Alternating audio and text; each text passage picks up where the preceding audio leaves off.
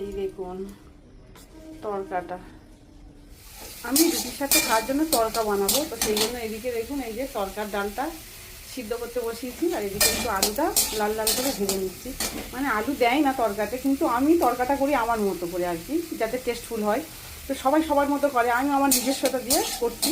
তো ওই জন্য একটা আলু ছোটো ছোটো করে কেটে এই যে লাল লাল করে ভেজে নেবো। এটা ডিম ভেঙে ভালো করে ফেটে নিয়ে ঝুড়ো ঝুড়ো করে ভেজে নিলাম তরকাতে দেওয়ার জন্য। এই কড়াটা এখন গরম হয়ে গেছে, আমি এতে একটু সর্ষের তেল দিয়ে দিচ্ছি পরিমাণ মতো।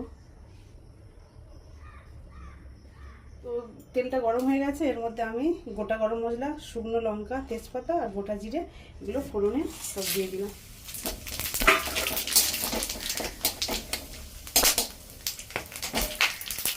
এগুলো থেকে মশলাতে সুন্দর একটা স্মেল এসেছে, তখন আমি এই যে রসুন কষানোটা দিয়ে দিলাম। এখানে আমি রেখে দিয়েছি পেঁয়াজ কুচিয়ে, লঙ্কা কুচিয়ে, টমেটো মাখানো আছে।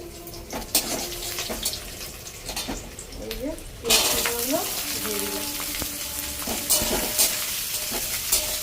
এই যে টমেটো কুচানো আর লঙ্কা কুচানোগুলো আমি দিয়ে দিলাম। দিয়ে ভালো করে নাড়াচাড়া করে নিয়ে যাবো। এই যে একটু আদা বাটা দিয়ে দিলাম, আদা কুচিয়ে দিলে ভালো হতো, কিন্তু আমার আদাটা বাটা ছিল, সেই জন্য আদা বাটা দিয়ে দিলাম। আর আমি একটু হলুদের গুঁড়ো দিয়ে দিলাম, একটু কাশ্মীরি লঙ্কার গুঁড়ো দিলাম, জিরে গুঁড়ো দিলাম একটু। যেটা না দিলে ওই দেখুন ট্রেন যাচ্ছে, আমি ভিডিও বানাচ্ছি আর ট্রেন যাচ্ছে। আর যেটা না দিলে না, এই তরকার মশলা আছে এটাই দিলাম।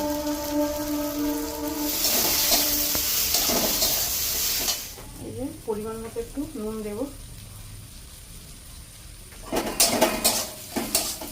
একটা ছোট্ট আলু ভেজে রেখে দিয়েছিলাম, একদম আলু ভাজার মতো ছোট্ট ছোটো, মানে ভাজতে ভাজতে সিদ্ধ হয়ে গেছে। মানে তরকাতে আলু আমার মনে হয় একটু দিলে আমাদের টেস্টটা ভালো লাগে, আমার মেয়েও বলে।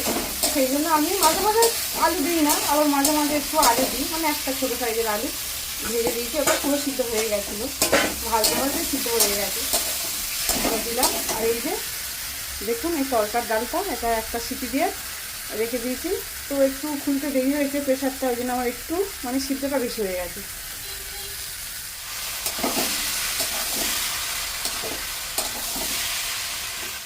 এই যে আমার কষানো হয়ে গেছে, আর আমার তরকার ডালটা না একটু বেশি সিদ্ধ হয়ে গেছে, সেই জন্য আর বেশি নাড়াচাড়া করছি না, জল ঢেলে দিলাম। এবার এই যে আমার ভেজে রাখা ডিমগুলো, 3টে ডিম আমি ভেজে ঝুড়ো ঝুড়ো করে রেখেছিলাম, তাই এর মধ্যে দিয়ে দিলাম। আর আলুটা বললাম না আমি মানে এত সুন্দরভাবে ভেজেছি, ওটা তেলের মধ্যে দিয়ে পুরো আলুও দেখলাম পুরো সিদ্ধ হয়ে গেছে। একটা দিয়েছিলাম, ভালো লাগে আমাদের। এই চামচের মধ্যে একটা বড় হাতার মধ্যে করে আর কি একটু সর্ষের তেল নিয়েছি, তার মধ্যে কোঁচানো রসুন, এটা একটু গরম করব, আর একটু দেবো লঙ্কার গুঁড়ো, এই অল্প একটুখানি।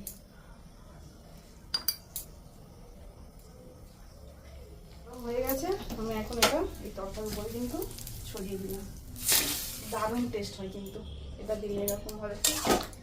তরকারিটাও গ্যাস অফ করে দিয়েছি, ওটাও দিয়ে দিলাম, পুরো রেডি। এবার একটু ধনেপাতা থাকলে খুবই ভালো হতো, ধনেপাতাটা উপর থেকে ছড়িয়ে দিতাম এখন, কিন্তু ধনেপাতা নেই।